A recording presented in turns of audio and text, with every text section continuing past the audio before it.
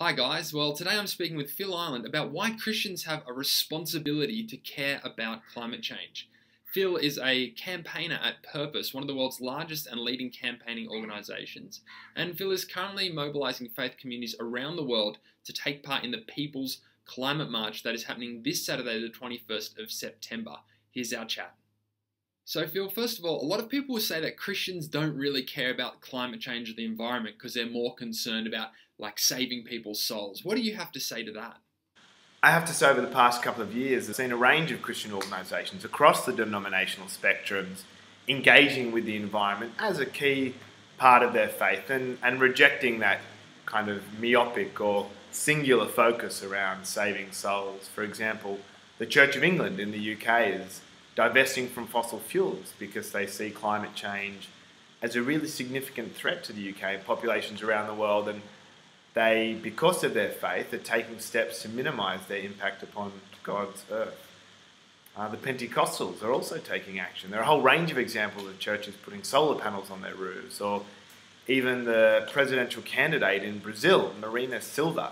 She's an avid Pentecostal and an avid environmentalist who's at the forefront of fighting climate change.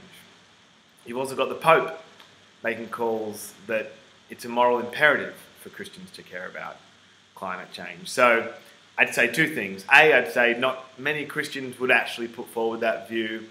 And if they do put forward the view, it's probably not a singular view. And if it is a singular view they put forward, then I would have to respectfully disagree with that interpretation of Scripture. Mate, it's really inspiring to hear about some of those tangible and really practical ways that individuals and entire denominations are taking action on climate change.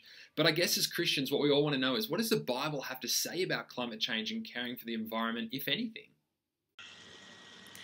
Yeah, so in my view, my view and lots of people's view, the Bible's filled with examples about the imperative to care for God's environment and why that's important. The Old Testament, for example, is woven with messages about the fragility of land and the fragility of creation and our need to manage it responsibly.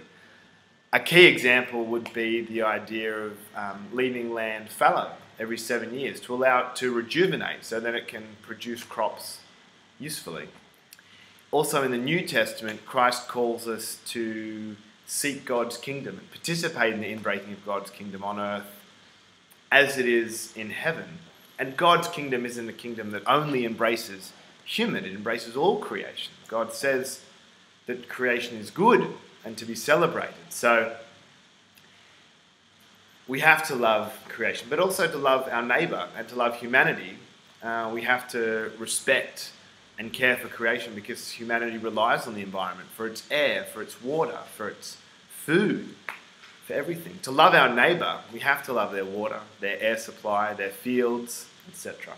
Yeah, that's awesome stuff, Phil. And I love how you're tying stewardship to the environment with caring for our neighbour, because I think that's something that as Christians we can all relate to. So Phil, I want to finish off with one last question. Why are you so passionate about this, and what can Christians be doing to take action on climate change? I know you've got two great opportunities to tell us about it, so let us know. There are so many reasons I'm keen for Christians to turn up, both for this climate rally, but for climate events in an ongoing capacity. The world is at a really significant precipice of serious environmental change.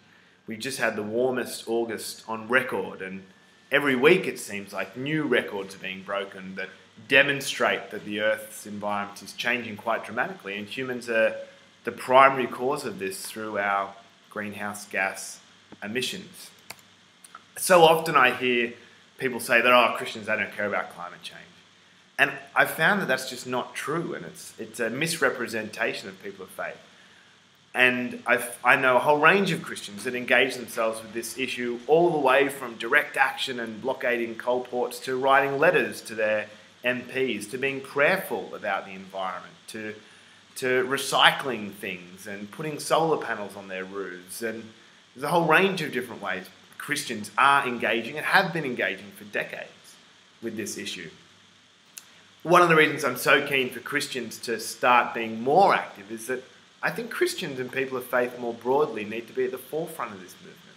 We have a God-given mandate to care for God's creation, and equally as important, to care for the people that depend upon creation.